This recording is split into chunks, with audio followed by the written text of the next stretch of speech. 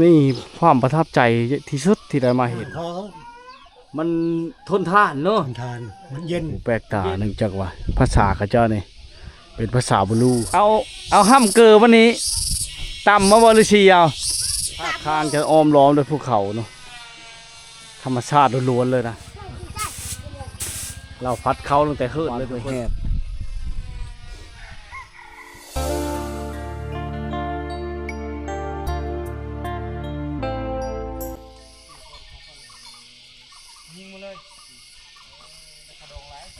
เอาอ้อยไปฟุบ่นะป้าทางให้ก็เป็นแล้วบ่เนี่ยโอ้ไปให้น้ำพ่อน้ำแม่แล้วพี่น้องไปแล้วพ่องัวเขาเจ้าก็ปักหลายๆเอ้า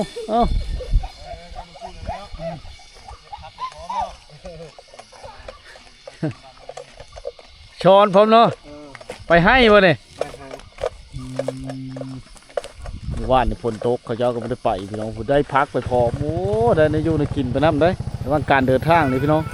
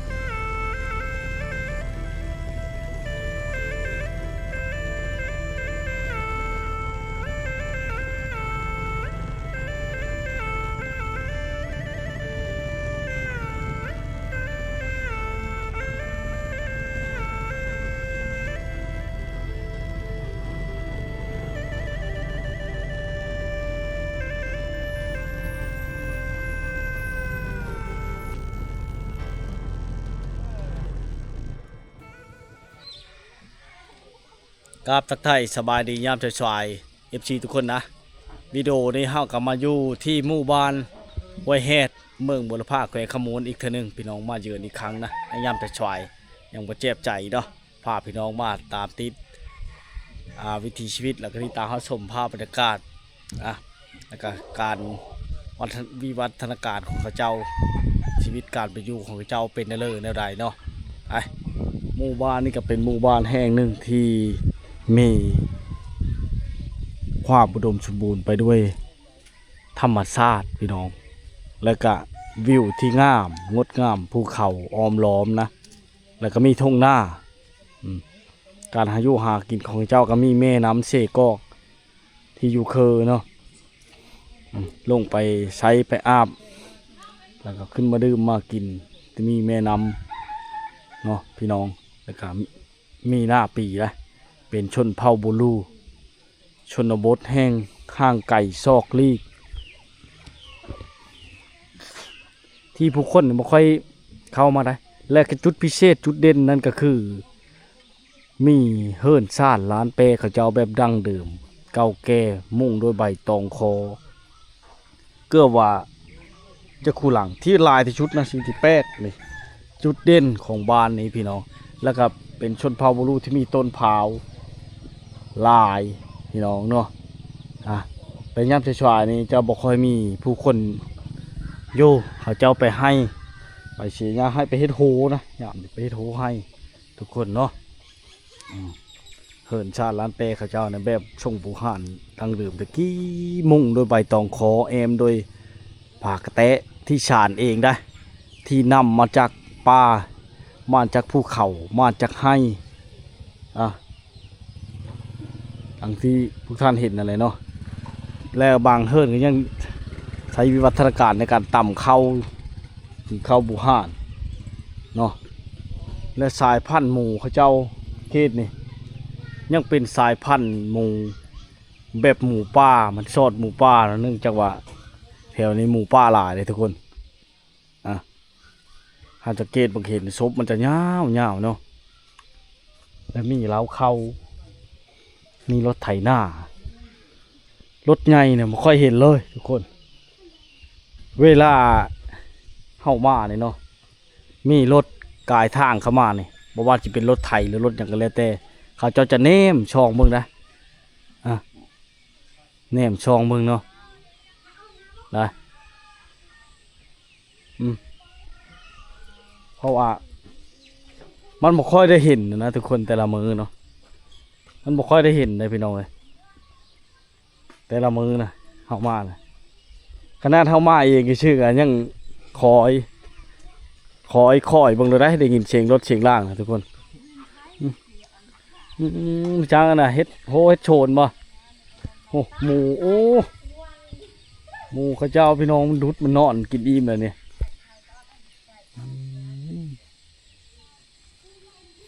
สบายดีอ๋อบ่ได้ไปทางเลิศมันนี่เนาะพักผ่อนอยู่เฮิรนเฮ็ดพี่เลิศน่ะเฮ็ดโชนบ่ปุเครื่องปุของพัง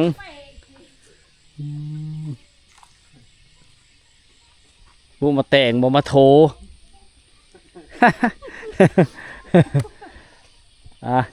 รอบไปต่อพี่น้องเลยนี่มีสายแม่น้ำในลงกับพี่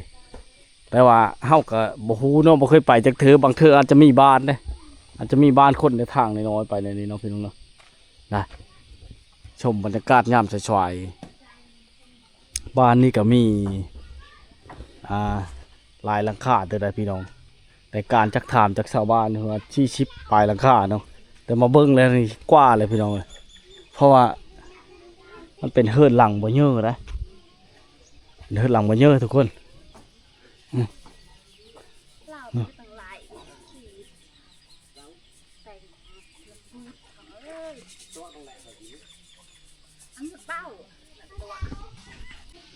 อันนี้จะเป็นน้ำลิ้นที่เขาเจ้าต้อมานะพี่น้องเขาเจ้าต้อมาแล้วก็อ้างมันมีโครงการเลยหากระเริ่มใดเนาะจุ่มนี้จะมีว่างนึงมานั่นเนาะพี่น้องเนาะมาใช้ได้ใช้อยู่ใช้กินใช้อาบเนาะพวกทางลุ่มบุญพี่น้องเลยนี่ก็เป็นเล้าเข้ามุ่งลงไปตองคอเนาะที่ไกลๆรถอ่างน้ำนี่ทุกคนไปหมู่บ้านนี่ฝนตกนี่มายากทุกคนมาบ่ได้จังเนาะถือว่าถูกตัดขาดจากโลกภายนอกไปสิมาก็ต้องมาในฤดูแล้งกับเพียงแต่เดือน3 เดือน 4นะเขาบอกอยากมายากนะ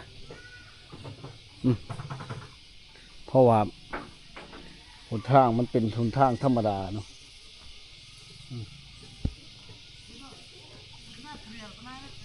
แต่มันเป็นเนินภูเขาที่เราเห็นในนอลายวงลายบอล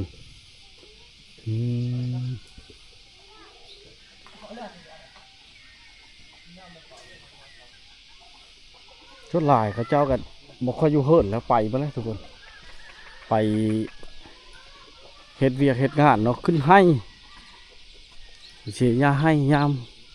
ฉวนเนาะบอดเฮ็ดมั่นเลยพอมันไก่บานเลยรถกับเจ้าอ้อบ่ฮอดทุกคนนะยามแรงๆนี่โง่เขาเจ้าจะมาเต็มเท่านี้ครับพี่น้องยามฉ่ๆมันมีแต่หมูเนาะหมูร้ายหมูนี่เป็นแบบสายพันธุ์หมูป่าทั้งหมดเลยชบยาวๆพี่น้องแบบหมูป่าในป่าเลยนะมันเป็นลายแทรกครับเป็นยังน้อยเนาะทุกคน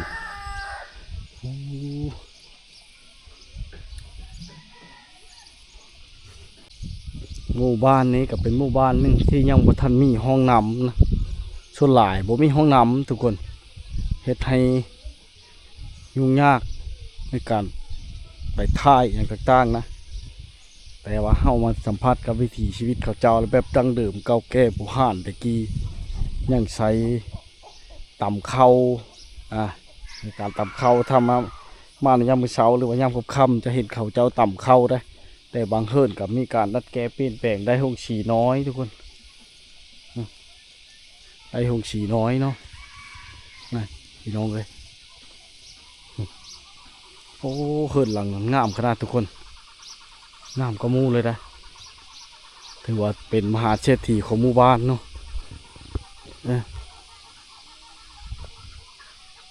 บ้านเก่าแก่โบราณดั้งเดิมตะกี้แล้วพี่น้องเนาะที่เฮาได้มาเบิ่งมาชมมาเห็นชุดหลายอะไรได้ที่มุ่งด้วยใบตองคอนี่ถือว่าแปลกหูแปลกตาแล้วก็จุดเด่นที่สุดของหมู่บ้านนี้นั่นก็คือใบตองคอออกมาจากภูเขาเป็นบ้านโบราณตะกี้ถัดมาก็จะเป็นเฮิรนหลังใหญ่เหมือนบ้านในหลังเดียวนี่พี่น้องจุดเด่นกับหมู่ที่งามตั้งอยู่ในแคมป์ภูเขานี่เนาะงามและก็ประทับใจพี่น้องเนาะมันมีแคมป์เซ่เฮ็ดให้เขาเจ้ามีหม้องหลายเนี่ยได้พี่น้องเลยโอ้เมื่อก่อนฝนตกเนี่ยเขาก็เข้ามาบ่ได้เธอต้องได้พักกับทีมงานอยู่พูนอยู่นอกพุ่นพี่น้องเนาะยามที่ชายจึงเข้ามาได้โอ้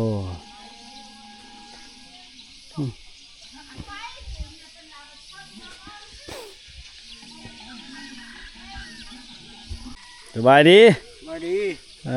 มีแต่ไปทางเลิกมาเนี่ยเอาหลานนี่แหละเจอลานนี่ แม่เพิ่นไปให้เลยเนาะเพิ่นไปเพิ่นพ่อแม่ทับพัวมันจักโมงเขาจะนึ่งใช้เฮินดองเขาว่าเฮินดองเพิ่นนั้นเขาประทันมานะบ่ทันมาฮอดเนาะย่างโอ้มาทางไหนทางนี้บ่ทางนี้โอ้เฮินหลังนี่งามเลยเฮินพะเทาบ่บ่เฮือนเฮานี้ตัวนี้หลังนี่งามเลยเนาะเฮือนหลานทางขึ้นกับคักอะไรเฮ็ดด้วยรถฟอร์ดไปเลยเนาะคือว่าเด่นในบ้านเลยเนาะ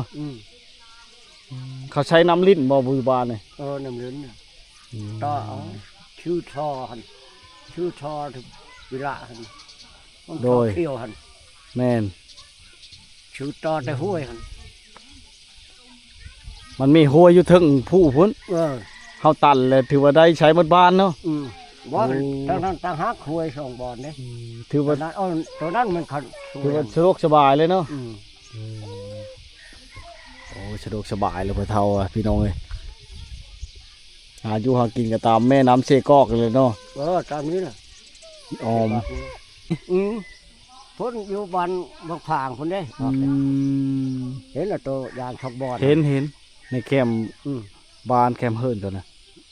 ถือว่าสะดวกสบายยังไม่มีบ่อนหาอยู่หากินเนาะพอได้บนซันพอได้กินจังพ่อยังมาตั้งถิ่นฐานอยู่เทียวนี่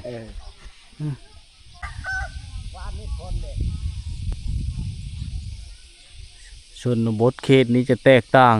อยู่บ่อนอื่นพี่น้องเพราะว่าบ่มีรถกายมาเลยนะมาเนี่ยถ้าว่ามีรถใหญ่คันใดคันหนึ่งกายมาทำท่าเนี่ยโอ้ข้าเจ้ามาซ่องเมืองพี่น้องลักษณะที่ข้าวยังน้อยขึ้นเห็นข้าวยังน้อยตะกี้ข้าพเจ้าก็เคยผ่านจุดนี้มาพี่น้องแล้วบัดนี้ได้มาเห็นตัวจริงอีกครั้งนะแล้วก็ประทับใจหลายเนาะช่วงนี้ชาวบ้านเขาเจ้ามีแต่เล็กน้อยไอ้พี่น้องเอ้ยเล็กน้อยเขาเจ้าเนาะเพราะว่า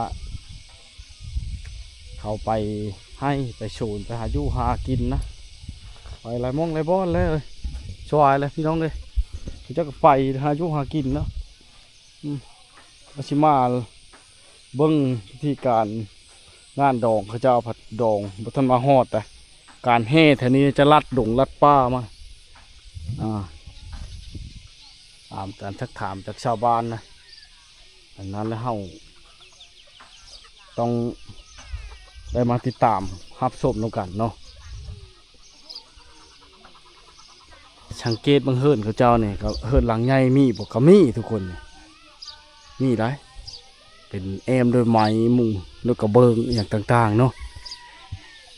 นี่วัฒนธรรมอันเก่าแก่พี่น้องเฮิรนชงบูหานแท้ๆได้พี่น้องหมู่บ้านอะไรเนาะถือว่ามีความประทับใจที่สุดที่ได้มาเห็นไอ้หนทางที่พี่น้องเข้ามาลำบากขนาดคันผู้เดียวเนี่ยเข้ามาบลอดต้องเข้ามานำทีมงานเด้อทุกคนเด้อ ข้ามมาหมู่บ้านนี่เด้อเพราะว่ามันยุ่งยากหลาย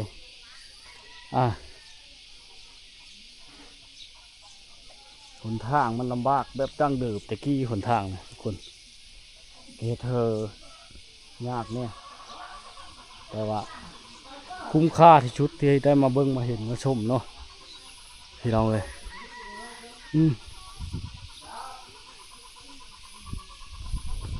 มาเห็นหมู่บ้านเก่าแก่หมู่บ้านดั้งเดิมแต่กี้มีวัฒนธรรมที่แปลกหูแปลกตาเนื่องจากว่าภาษาเขาเจ้าเนี่ยเป็นภาษาบาลูแต่ว่าสื่อสารกันได้พี่น้องเขาเข้าใจเฮาอย่างดีได้เฮามาเบิ่งมาชมเลยเนาะ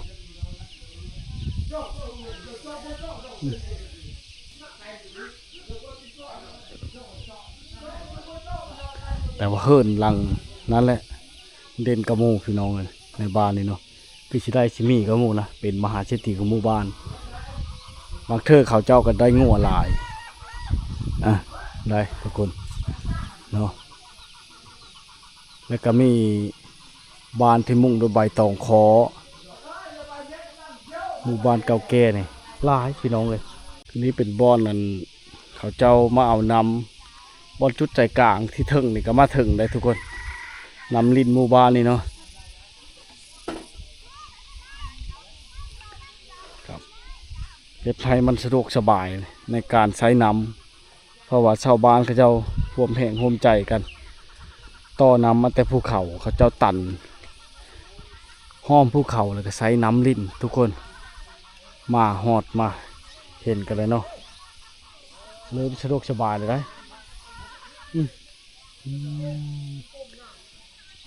แต่ละบ้านก็เริ่มมีการเปลี่ยนแปลงแล้วทุกคนมันมีสังกะสีหรือว่ากระเบื้องเนาะมามุงเนาะเฮาขึ้นมาจุดชุกๆเฮาจะแนมเห็นภูเขาที่เต็มไปด้วยป่าไม้ที่ยังคงอุดมสมบูรณ์ได้การหาอยู่หากินกันจากธรรมชาติล้วนๆพวกนี้พี่น้องบ่มีวัดว่าห้ามเนาะบ่มี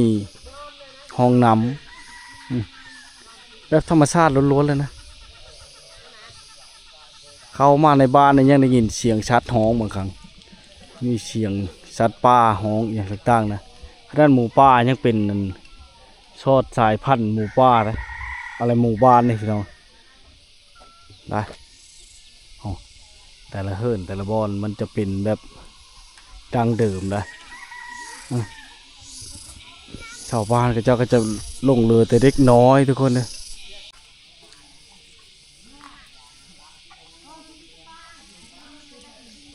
หมูเขาเจ้าในหาอยู่หากินแบบธรรมชาตินะชัดเตียงเขาเจ้านี่เนาะ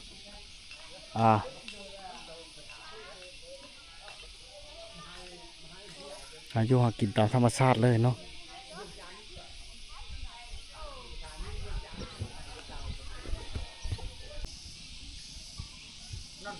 บ้านเขาเจ้าจะเงาเยียดไปพุ่นได้นี่เป็นทางหลวงบ้านทุกคนเป็นทางหลวงบ้านแต่เฮาเนี่ยไปนี่แบบเป็นเต้นธรรมชาตินะทางย่างรถจักรไปธรรมดาเนี่ยรถไถนาก็ไปได้เนาะเพราะวันบ่มีรถใหญ่เงินขับลำแก้วนี่บ่ว่าถึงเลยแถวนี้นี่อันนี้ก็เป็นห้องชีเข้าบุหารที่เขาเจ้าต่อจากเกยเราออกมาตำทุกคนห่างไกลเต็มแถวนี้เนาะไปตองคอนี่ได้ประโยชน์หลายอย่างขนาดทุกคนแถวนี้เจ้ามุ่งเนาะมุ่งหลายอย่างได้เป็นหมู่บ้านที่มีต้นพร้าวหลายได้ชนเผ่าบูรูชนบทเนาะสบายดีโอ้อย่างเด้วีผมเฮ็ดเชิมความร้อวะ โอ้มีแต่ไปทางเลิกบ่มันนี่พะเฒ่าไก่สิฮอดอันย่ามเฮ็ดตะเกาะตะกาแล้วย่ามนี่เนาะเห็นกระเจ้าเริ่มเอ็ดแหละเริ่มเอ็ดแล้วบ้านเฮานี่มุ่งไว้ต้องขอหลายเลยเนาะไม่ต้องขอมันทนทานเนาะทนทานมันเย็นยามหนาวได้จ้ะยามหนาวก็ธรรมดาใช่เนาะธรรมดาแต่ยามร้อนเนี่ยพออยู่มันเย็นเนาะโอ้ บ้านเฮานี่ก็เริ่มตำข้าวก็เริ่มจะหมดไปแล้วเนาะมาแต่เก้านี่เห็นลายอยู่เด้ หลายอันนี้ หรือว่าเขาตำยามมื้อเช้าบ่ นี่เขาชุนลายเขาในอันหงชีแล้ว หกชีน้อยนี่เนาะ ชีน้อย เอาบ่มีไฟฟ้าเนี่ยเขาใช้ยังจ้ะ เขาใช้นั่น น้ำมัน น้ำมัน ใช้ใดใช้น้ำมันเนาะ ใช่ใช้น้ำมันนั่น ไผ่มีทึนมีห้อนพอได้ชื่อหกชีมาใช้ อืม โอ้บ้านเจ้าหมู่หลายลีเนาะ หลาย อ่ะแบบจะชอดพันธุ์หมูป่าเนี่ยมึงโชบเป็นยาวๆเนาะ เออ แถวนี้เคยมีหมูป่าหลายบ่ มีอยู่ พอได้กินอยู่เนาะ พอได้ เยื่องก็มีบ่แถวผาเนี่ย มี บางครั้งก็เห็นกันเลยเนาะมัน เห็นเนี่ย เอามาหากินเนาะ ก็บ่ได้ชูไปหากินเห็น เฉยชัดป่ายังหลายยังอุดมสมบูรณ์ไปด้วยธรรมชาติเนาะ แม่น แต่ว่ามันอยู่ชูภูเขาป่าไม้เชี่ยวมาเฮ็ดเทินเฮ็ดช่างก็ยากเนาะบ่ใบตองคอมันง่ายกว่า โดย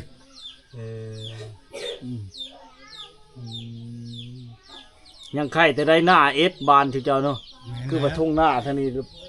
มีคู่เฮิรนมีคู่หลังคาบ่หรือว่าเฮ็ดให้นำ ก็บ่มีหลังครัวเฮิรน เออ 30ครอบครัว โดย อยู่นั่นก็เฮ็ดให้แน่เฮ็ดสวนแน่มีหยัง แนวหาอยู่หากินก็จากธรรมชาติล้วนๆเนาะ ธรรมชาตินะ หน่อไม้ก็มีบ่แถวบ้านเฮานี่ยามหน่อไม้ ก็ อ้อย มีตาวก็มีพี่ช่างก็มีหมด ถ้าได้หลายบ่ ถ้าอะไรถ้า หลายขนาด โอ้ โอ้ ยำพ่นนี่ลายเหรอ ไปเข้าป่าถือเช็ดแล้วนั่นบ่ เออ เจอท่าไล่แล้วเนาะ ยำเดิน4เดือน5นี่ก็ โอ้จังเกตเบิ่งท่าลายเลยถือว่าอุดมสมบูรณ์ยังอุดมสมบูรณ์ไปโดยธรรมชาติโอ้มื้อนี้พักผ่อนพระเท้าบ่ได้ไปให้ไปชวนเนาะ บ่ได้ไปพักผ่อ อั น ดชนหลายคนไปหาอยู่หากินหลายเนาะชะมออยู่เนาะ แม่น ยังแต่เล็กน้อยโอ้ขอบใจหลายพระเท้าพวกแนวผัดข้าวก็จะฉลาดอยู่พี่น้องกระดงหลายถือว่ายังตำข้าวอยู่บางอันเธอได้ตำนี่เนาะ ทำบ่มีน้ำมันเนี่ยตำเขา น้ำมันก็แพงเลยเนาะ น้ำมันก็แพงเลย คันบ่ไปเมืองก็บ่ได้เด้น้ำมันน่ะก็ไกลดิโอ้เพิ่นสิมาฮอดมาถึงนี่ไกลขนาดทุกคนขอบเจอแล้วพระเฒ่าเอ้ย โอ้ทางนั้นพัดเข้าแล้วนะทุกคนไปเลยหมู่บ้านนี่มันลายขนาดทุกคนเนาะมันหาอยู่หากินแบบธรรมชาตินะบ้านเขาเจ้าเพราะว่ายามนี่บ่ทันได้ลงหน้าเนาะบัดยามลงหน้าเขาก็สิได้ขังเลยเห็นอยู่เคาะมันล่ะพี่น้องแถวตารางเหลาตารางเฮิรนอย่างต่างๆเนาะเขาเจ้าบัดอันฮอนยามนั่นเลยขังเล่นหมู่นี่เนาะยามหน้าเนาะ ทำเลย ชามันดุดเข้าหน้ามันเนาะ โอ้ชนเผ่านี่สำคัญถ้าได้ยาปลุกยาชูบนี่ทุกคนสำคัญขนาดไหนนั่นเขาเจ้าจะปลุกไว้นี่เพราะว่าทางผู้หญิงผู้ชายเขาเจ้าชูบยาปลุกนี่เนาะไปให้นี่คันลืมเข้าในเขาบอกกลับมาได้คันลืมยาชูบนี่กลับมาแล้วทุกคนได้เนาะนี่แหละคือหมู่บ้านชนบทที่ห่างไกลซอกลีกดนอะไรสิได้มานี่เนาะเฮาก็ถึงมาครั้งแรกครั้งทำอิฐนะที่ได้มาเยือนหมู่บ้านแห่งนี้หมู่บ้านแห่งขุนเขาหมู่บ้านแห่งห่างไกลซอกลีกหมู่บ้านที่มุ่งโดยไม้ตองคอผลิตจากธรรมชาติล้วนพี่น้องเนาะที่เราได้เบิ่งได้ชมได้เห็นโอ้ประทับใจหลายหมูก็หาอยู่หากินแบบธรรมชาติง่ายๆกันเองบ่ฮู้จักเลยว่าคำว่าเงินเฟ้อบ่ฮู้จักเลยคำว่าชงข้อชงข้ามมีหยังต่างๆได้ก็กินบ่ได้ก็อยู่ไปนะไปชิเลอร์ดิป้อจุแล Ôi, bỏ chú ý ạ. เอ่อ Bỏ chú chạy cái rào dạo. เอาไปเอาอีช่างแหละพี่น้องเอ้ยจื้อจำบ่ได้ในภาษามันหลายภาษานะเฮ็ดนายยุ่งยาก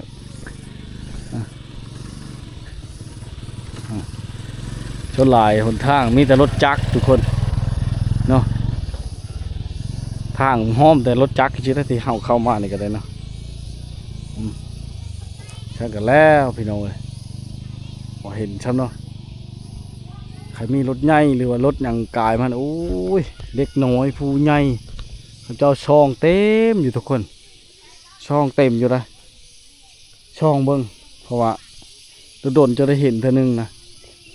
บ่ฮู้จักคำว่าความเจริญห่างไกลว่าเป็นได้ไรเนาะไปบางเธอที่เฮาเข้ามานี่จอดรถชื่อเขากันย่างมาเบิ่งเชี่ยวๆได้เด็กน้อยเขาเจ้านะแต่ชนหลายเขาเจ้าบ่ได้ค่อยนุ่งชงนุ่งเชยหยังแล้วพี่น้องเลยเนาะอยู่แบบทำสบายง่ายๆแบบคือตอนเฮายังน้อยแต่กี้แหละผู้ใดเกิดทันพี่น้องที่บ่เคยมีห้องน้ำบ้านที่บ่เคยมีห้องน้ำหรือว่าบ้านที่บ่เคยมีไฟฟ้าสัญญาณอินเทอร์เน็ตอีกอย่างต่างๆมันจะเงียบแบบนี้แหละบ่มีฮอดเสียงตู้ได้ยินเสียงนกเสียงหนูปูปีกธรรมชาติล้วนๆเนาะเฮาได้เบิ่งได้ชมเนี่ยได้พี่น้องเลยตั้งไปใช่เนี่ย ไปหาชื่อหมู หาซื้อหมู โอ้หมูยำยาบอยู่นี่บ่ได้ป่ะเนี่ยเขาบ่ขายป่ะ ยังบ่ทันฮอดเงินเขายังบ่ทัน โอ้ยังหาเจ้าของ นี่ฮักกะมานี่ โดย นี่ได้อยู่ริมแห้ง อยู่ดีมีแห้งมานำทีมงานจานเพชรรู้บ่จานเพชรน่ะ ฮู้เลยลาวย่างไปพุ่นน่ะ โอ้ยลายยีดอกหมูเท่านี้นะครับได้ชื่อยีดอกเอาเมอร์เฮ็ดทีดบ่เราเมอร์เฮ็ดทีดนะทุกคนนะซื้อหมูเนาะมาเฮ็ดทีดเฮ็ดดอกให้อย่างนี้ละจ้าสบายดีโอ้บ่ได้ไปให้บ่มื้อนี้พักผ่อน มัดเงินโคการนะ อิดกาเริ่มเป็นกาแล้วไกลฮอดยามหน้าเลยเนาะอยู่เพลียวบ่เนี่ย อ๋อพี่น้องเลยเนาะโอ้ฮักกะมาเลยช้ำนี้มาเลยเนาะโอ้ปุ๊หมูแล้วนอนชลายอยู่พี่น้องเขามาซื้อหมูจะมาขายบ่หมูเลย ใช่หมู หมูเพื่อใช่ไหม หมูข้าวได้มันยัง ดิ ไปขาย เขามาถามซื้อหมูอยู่ว่าจะขายหมู ตามเขาบอกขายแล้วหมูเพียงหน่อยหนึง เสียดายมันเนาะไว้ย่ำจะเป็นว่าเอาไว้ขายในย่ำจะเป็นชนหลายเลี้ยงไว้เบิ้งไว้แย่งใช่เนาะเอาห้ำเกลือวันนี้ตำมาบริชีเอา ตามโล ตำมาจะเอายังตำอยู่ไม่ใช่ตำไม่ใช่คือเห็นหุ่งโอ้นี่หลังจากตำแล้วเมื่อเช้านี่แหละค่ำไว้บ่โอ้ ตามเช้านี่นะ ตำแต่เช้าๆเนาะเนาะในหมูลายตำลายเลย ตำเมื่อเช้ากันบ่เพียงพ่อกับมื้อแรกอย่างนี้เนาะตำเมื่อเช้าอะไรไว้มาตอนแรกเนาะ เรียกให้หมูใหญ่ๆเลยใหญ่ตกไปลายเลยขายหมูชื่อทุกที่แหละ โอ้พี่น้องไอ้เนาะ ทานอีกตามอีกเข้าอีก ชีนกับบัดเข้าในเมืองเพราะเราจึงได้กินนี่เนาะ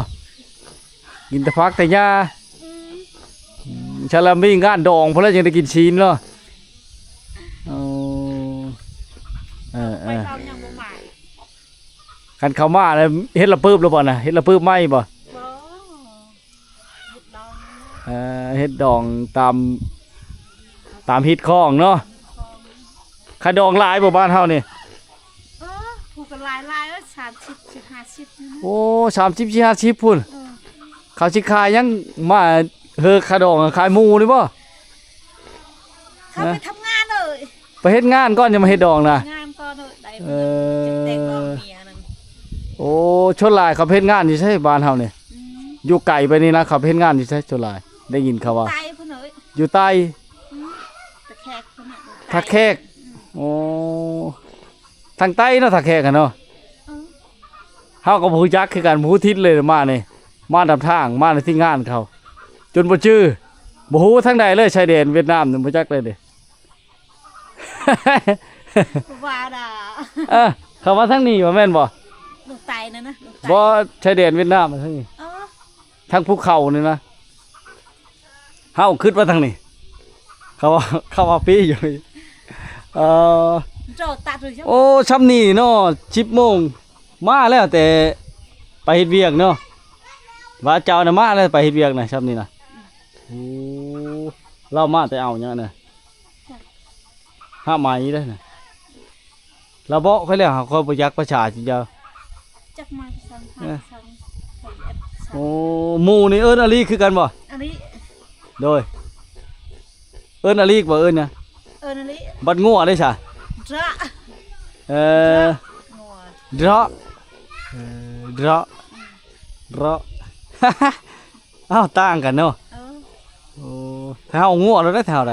แถวเจ้าเลยงัว เออ แถวหานี่ระ ต่างกันเนาะผู้สาวเขาสิหลายบานจ้ะเนาะเฮาบ่ค่อยเห็นได้เพราะแต่แนมเห็นเขาโป๊บแล้วผู้สาวเขาย่านผู้บ่าว ด้านผู้บ่าวไทยนั่นนะ คันบ่มีนี่ก็เขาบ่ว่าหยังเนาะโอ้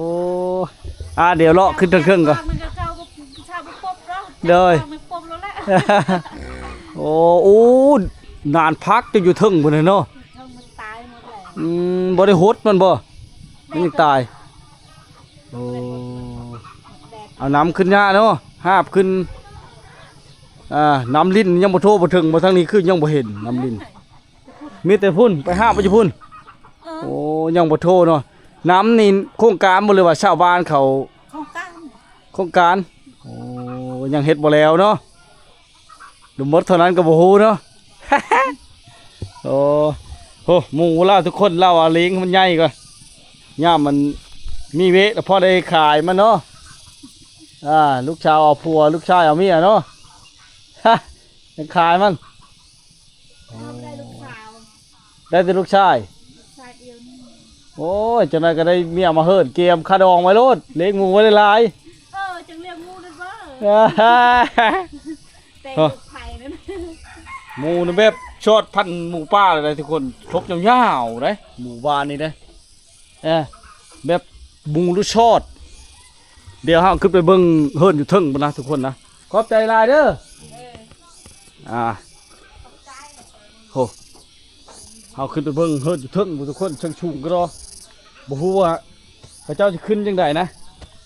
นี่แหละบรรยากาศในชนบทพี่น้องเอ้ยพาเฮาได้มาสัมผัสตัวจริงโอ้ยชุดที่ประทับใจนะเฮาย่างเลาะบ้านเขาเที่ยวชมหมู่บ้านเขาสิ่งที่เฮาอยากมาอยากเบิ่งอยากเห็นก็ได้เห็นเป็นบุญตาเนาะแล้วก็สิ่งที่บ่เคยเห็นก็ได้เห็นนะเฮาได้มาสัมผัสกับธรรมชาติชมอากาศบริสุทธิ์ที่หมู่บ้านชนบทพี่น้องเอ้ยเนาะโอ้ผลิตจากป่าล้วนๆพี่น้องจากธรรมชาติจากป่าดงพงไผ่เนาะนั่นก็คือใบตองขอหรือว่าพระไม้พระอย่างต่างๆเอาเครื่องมัดเอาบางบอนกับทุกคนเนาะขึ้นมาอยู่จุดสูงชุดของบ้านเขาเจ้าโอ้ชุดยอดอลังการพี่น้อง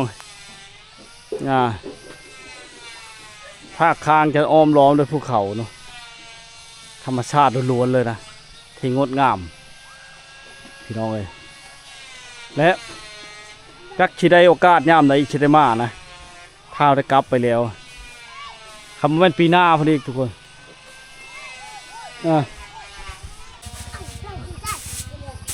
เราพัดเข้าตั้งแต่เฮิร์นเลยทุกคนใกล้กามุงกินอยู่โอ้เรามีหกชีน้อยใช้เครื่องจักรนะทุกคนนะ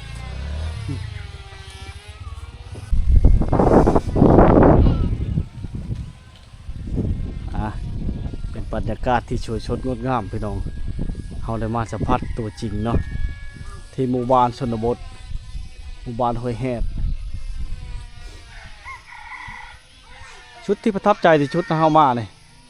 บจักเนี่ยสิพัดละหน้าเลยทุกคนชุดยอดอลีนะปากกระตาดที่เขาเอามาแต่ป่าเขาตัดไม้เป็นล่ำมาแล้วก็เขาสานเองนี่ทุกคนเขาจะปะมาให้ผลตกทึอย่างต่างๆพอให้มอดกิน เนาะแล้วเขาก็จะนำมาเป็นพาเฮิรนพาซ่านเนาะตัดมาจากป่าโดยเฉพาะเลยทุกคนเลยเฮือนงามได้พี่น้องเลยตัวมาบ้านนี้เราจังจะได้เห็นได้เฮือนงามๆแบบนี้นะเฮือนแบบงามๆดั้งเดิมเฮือนบูห่านแต่กี้แบบนี้เมิดทุกคนเลยไปแม่เนาะที่ยังคงเห็นโอ้พี่น้องเลยนี่แต่ชุ่มเล็กน้อยเขาเจ้าน้องๆเขาเจ้านะเขาอยู่นะพี่น้องเนาะโอ้ยชุดประทับใจหลายนะเอามาเบิ่งมาชมมาเห็นลายมองลายบอลสิ่งที่สะดวกสบายอำนวยความสะดวกนั่นก็คือหาของป้ามากินพี่น้องบ่มีเงินซื้อก็ถือว่าได้กินไปแถวนี่บ่ฮู้จักคำว่าเงินเฟ้อเนาะ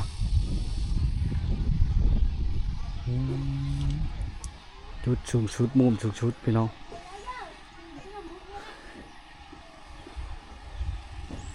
หมู่บ้านที่เต็มไปด้วยธรรมชาติอ้อมล้อมโดยภูเขาเนาะ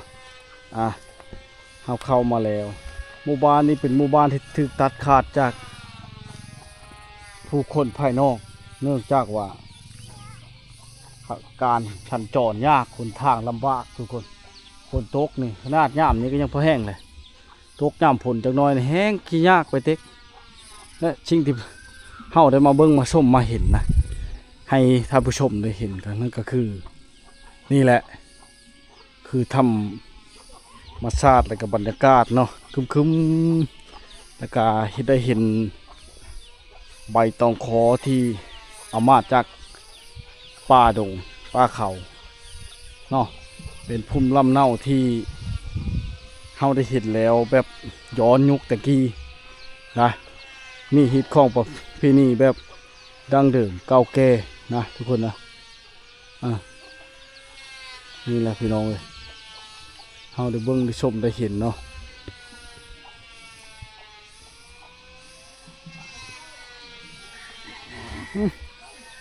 หมูมันนอนพี่น้อง โหลูกมันบ่หมูก็ได้พี่น้องเลยผมมีไฟฟ้าผมมีสัญญาณอินเทอร์เน็ตเฮ็ดไทยอยู่แบบสบายดินอยู่แบบธรรมชาติทุกคนเนาะ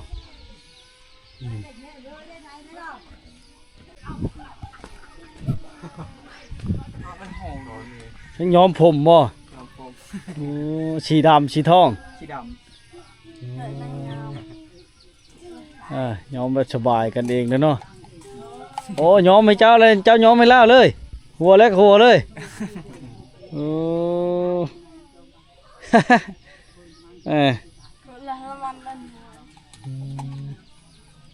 สบายเนาะมีร้านค้าปัจจุบันเฮานี่ก็ร้านขายเครื่องนะนี่ทางเลิศนะเงินนี่ตรงนี้มันรถใหญ่เฮิรนหลังนี่เนาะ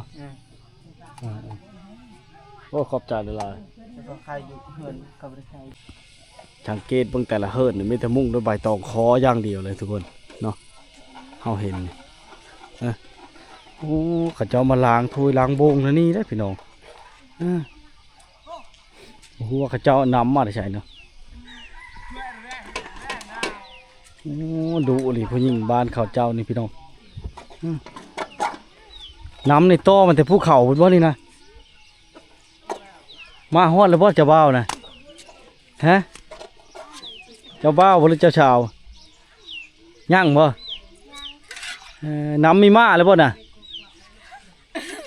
น้ำบ่มาแล้วบ่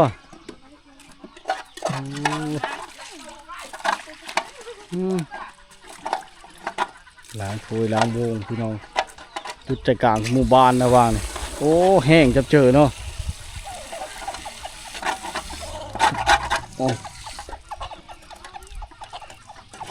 น้ำดินมาจากภูเขาพี่น้องเขาเจ้ามาล้างถ้วยล้างวงนี่แหละวัฒนการชาวบ้านผู้หญิงเขาเจ้า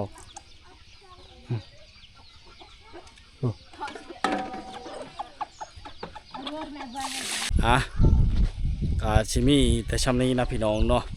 ตามติดวิถีชีวิตของชาวบ้านชนหลายเขาเจ้าบ่ค่อยอยู่บ้านยามพี่ชายนี่มีแต่เด็กน้อยย่านผิดกฎก็เลยบ่สามารถอันใดเดี๋ยวอีพีหน้าพอกันไหมนะสำหรับอีพีนี้ขอขอบใจหลายๆพี่น้องมีเนี่ยคอมเมนต์ได้เลยกะคอมเมนต์เข้ามาได้เนาะขอขอบใจพี่น้อง